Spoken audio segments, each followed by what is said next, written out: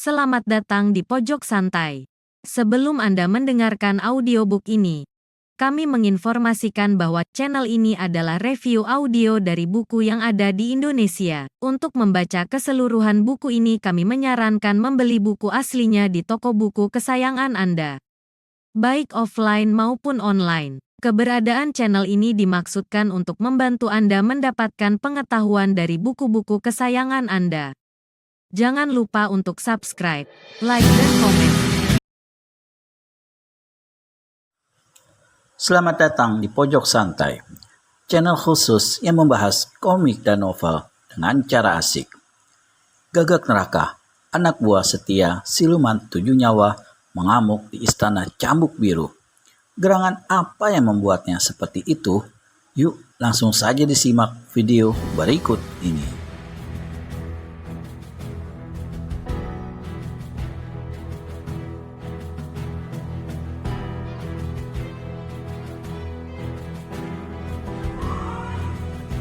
Kamu siapa? Terdengar pula suara Singo Bodong bernada heran. Sudahlah, jangan main lagi, kata Gagak Neraka sambil menepuk-nepuk pundak Singo Bodong. Mari pulang sobat. Pulang kemana? Singo Bodong menolak tarikan tangan Gagak Neraka. Ia kerutkan dahi semakin tajam. Saat itu pula dalam hati Suto berkata, kalau begitu, dia memang bukan Dadung Amuk. Bukan. Kalau dia Dadung Amuk yang punya ilmu cukup tinggi itu, pasti dia akan serang balik kekuatan Ratu Pekat bersama-sama Gagak Neraka. Bukankah Gagak Neraka hanya seorang diri mampu membuat istana berlumur darah dalam sekejap? Tentunya bersama Dadung Amuk, dia bisa bikin habis keempat nyawa di pihak Ratu Pekat. Tapi mengapa Singo Bodong semakin bingung melihat dan mendengar ajakan Gagak Neraka? Itu sudah pasti, sebab Singo Bodong bukanlah Dadung Amuk. Semangat pendekar mabuk untuk selamatkan Singo Bodong semakin tinggi, tapi ia tetap tidak mau gegabah dalam bertindak. Karena pada saat itu, ia melihat seberkas sinar merah keluar melesat dari sepasang mata milik si mata elang. Sinar itu melesat ke arah Gagak Neraka, tetapi dengan cepat Gagak Neraka sentakkan kaki dan melompat tinggi selamatkan diri. Sinar merah itu menerpa seonggok batu karang, dan seketika itu pula batu karang sebesar 2 kali tubuh Singo Bodong itu pecah berantakan.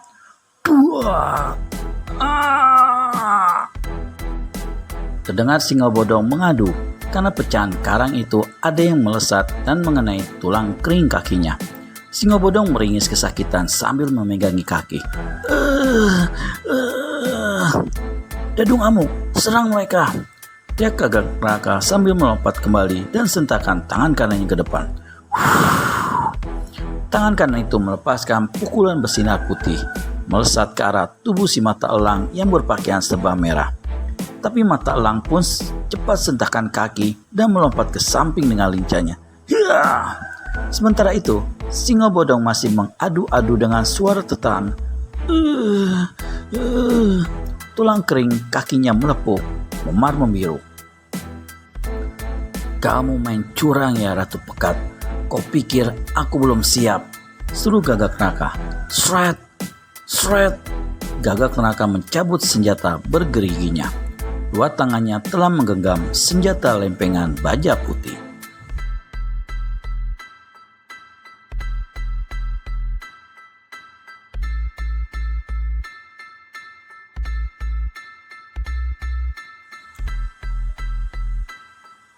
Kedua tangan itu bergerak menyilang bolak-balik, dan cahaya kemilau dari baja putih itu memancarkan sinar berganti-ganti warna.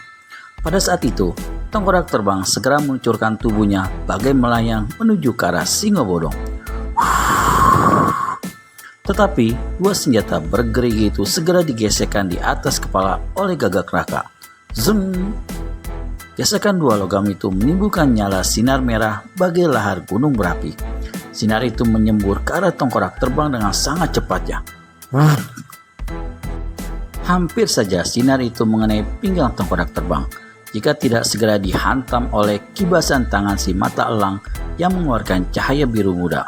Boom!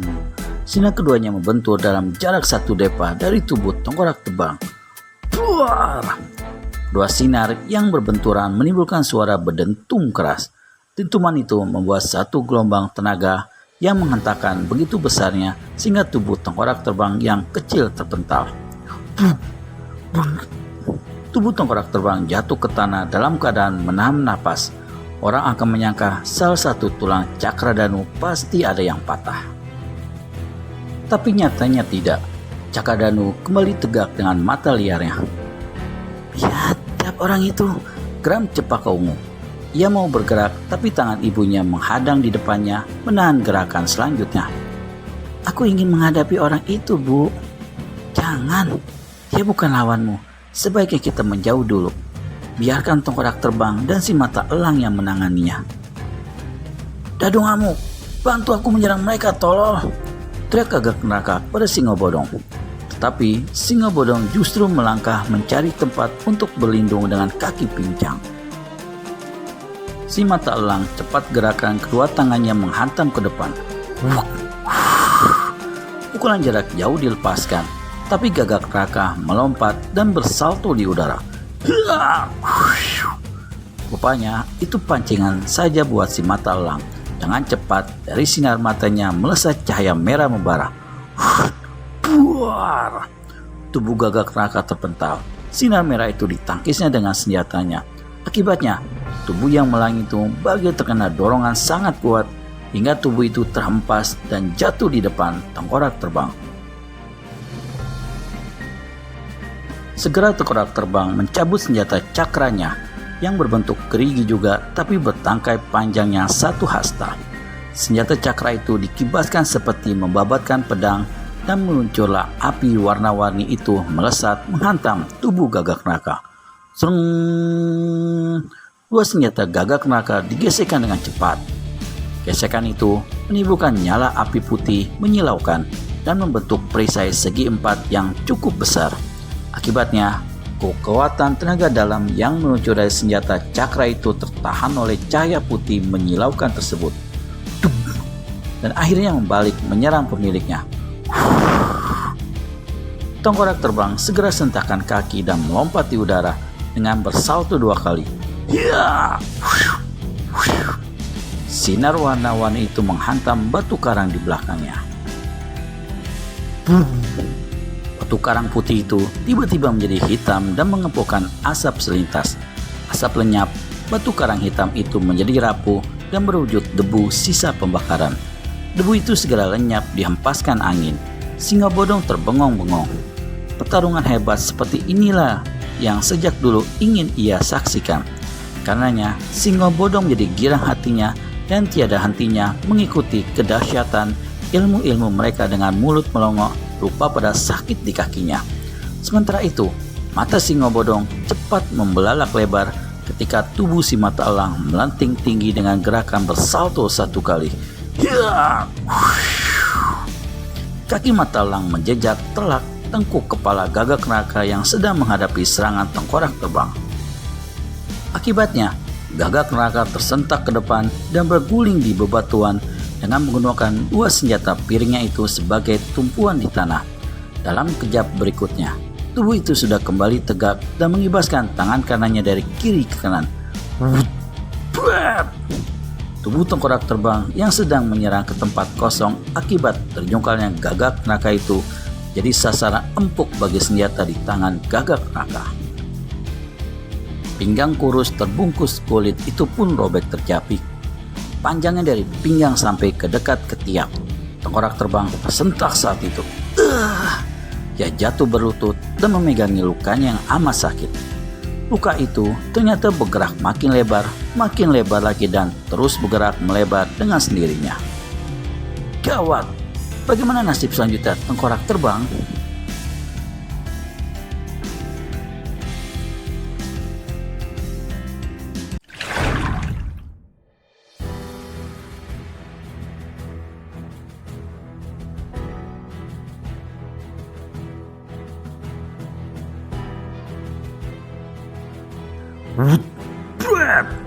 Tubuh tengkorak terbang yang sedang menyerang ke tempat kosong akibat terjungkalnya Gagak Neraka itu menjadi sasaran empuk bagi senjata di tangan kanan Gagak Raka.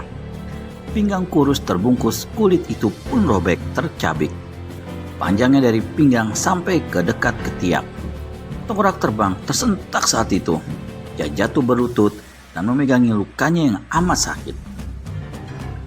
Luka itu ternyata bergerak makin lebar lagi dan terus bergerak melebar dengan sendirinya.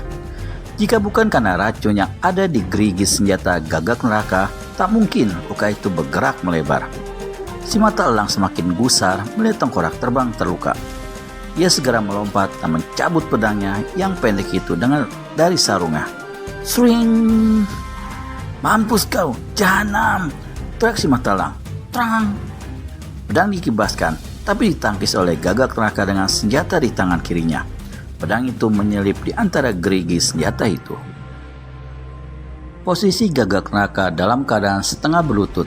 Ia melihat sasaran empuk di betis mata elang. Maka dengan cepat, ia kibaskan senjata di tangan kanannya merobek kulit mata elang. Mata elang memekik tertahan. Ia segera mengangkat pedangnya dan hendak ditebaskan dari atas ke bawah.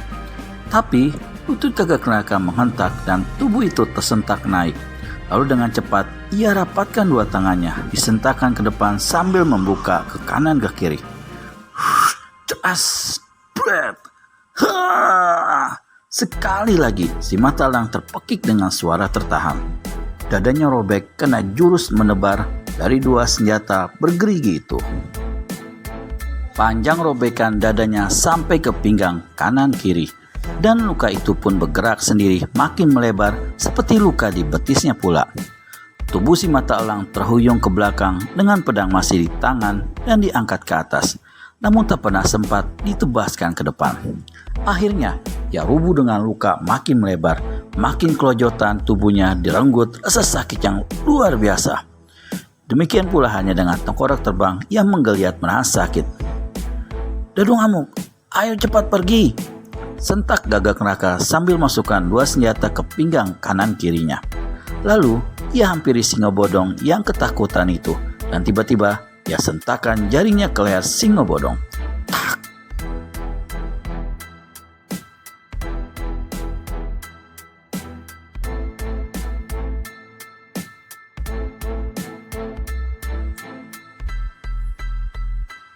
Seketika itu, Singo Bodong lemas bagaikan cucian basah.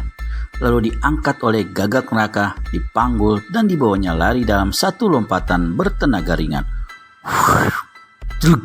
Tiba-tiba, pendekar mabuk menghadang di depan Gagak Neraka. Orang itu terkejut dan terhenti langkahnya. Bukan hanya Gagak Neraka yang terkejut, tetapi Ratu Pekat dan Cepaka Ungu juga terkejut melihat kemunculan pemuda tampan yang belum dikenalnya. Cepaka Ungu sempat berbisik kepada ibunya. Siapa dia, Ibu? Entah, baru kali ini aku melihatnya. Yang jelas, dia bukan orang Pulau Beliung. Ada di pihak siapa dia? Kita lihat saja nanti, jawab Ratu Pekat sambil tetap memandang Suto. Gagak Neraka segera menurunkan Singo Bodong. Matanya memandang pendekar mabuk dengan penuh waspada. Apalagi saat itu pendekar mabuk segera meneguk tuaknya sedikit. Gagak Neraka semakin menaruh curiga. Sikap pendekar mabuk yang tenang dan seolah-olah meremehkan lawan membuat Gagak Neraka menggeram sejenak dan segera bertanya. Siapa kau? Begunda Ratu Pekat yang baru? Bukan. Jawab Suto Sinting tetap tegas walau bernada pelan. Aku tak punya hubungan apa-apa dengan mereka. Lalu, mengapa kau menghadang langkahku, Mau cari mampus kamu?